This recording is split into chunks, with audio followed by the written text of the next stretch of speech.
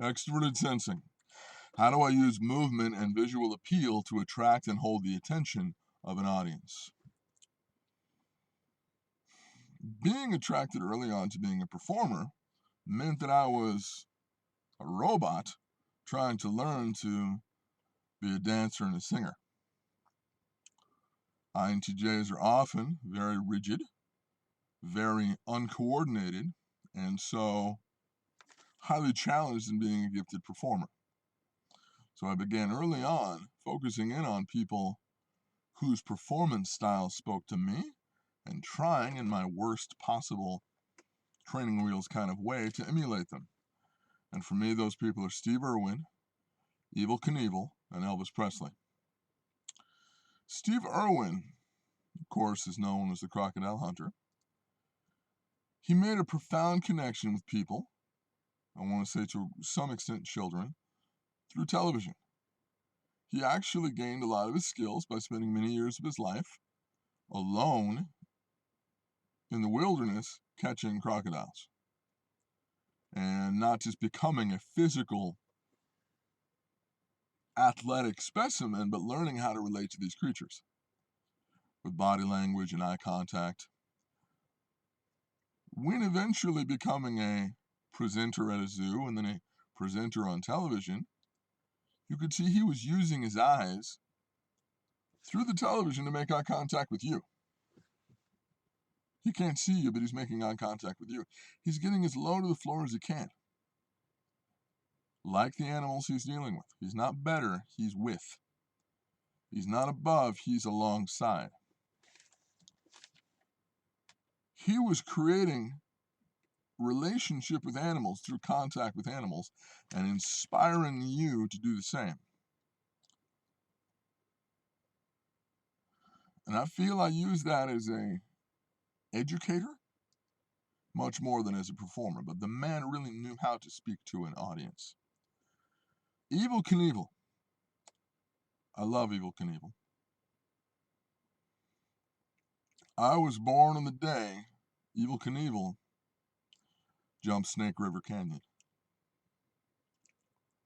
And that same day, Nixon resigned. Not sure how much global events affect personalities of people like the day they're born, but you're born into a world that has a feeling, and you're affected by your circumstances. That man broke bones, but he got back up every time because this is what he loved, and he knew that this is what made the audience come back, that he was fearless. You could not forget EVEL Knievel. Sometimes, once you become truly famous, that's when people start to mock you. It's like the Weird Al Yankovic rule, like, you've made it when Weird Al Yankovic makes a parody about you. You've achieved a certain level of social legend.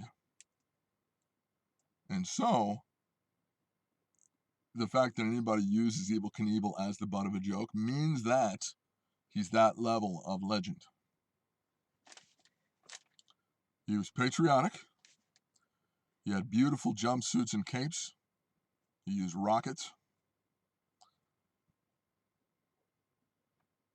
I admire performers that put their bodies on the line. There's too many performers actually to put on this list. In my early days as a member and frontman of Christian rock bands, I was very interested in stage diving, jumping onto things and off of things. You know where I learned that? I learned that watching professional wrestling. As I thought, if audiences like this there, they'll like this here as well. And so it's very much a way that I was imitating somebody's extroverted sensing. And I don't always do that kind of thing anymore. I'm a very different kind of performer now. But I think that you never forget a performer that puts their body on the line for your entertainment. Elvis Presley. By the way, I think Steve Irwin's an ESFP, EVEL Knievel's an ESTP, Elvis Presley's an ESFP.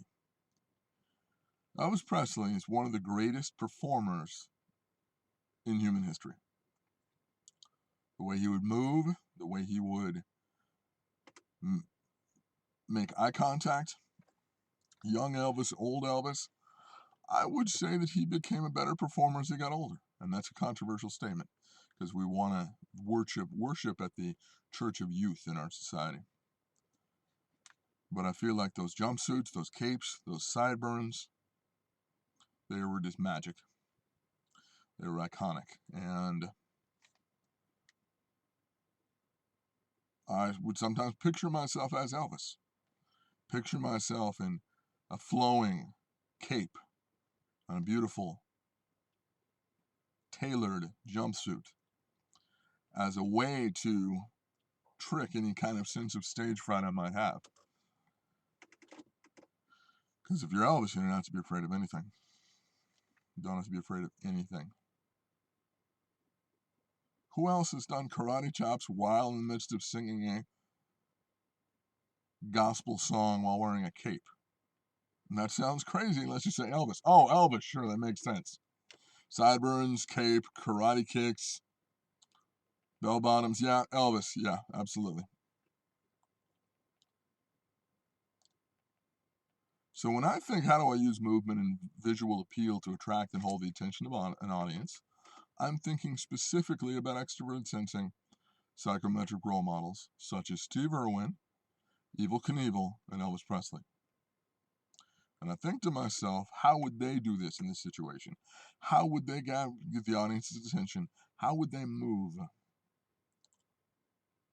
Thanks.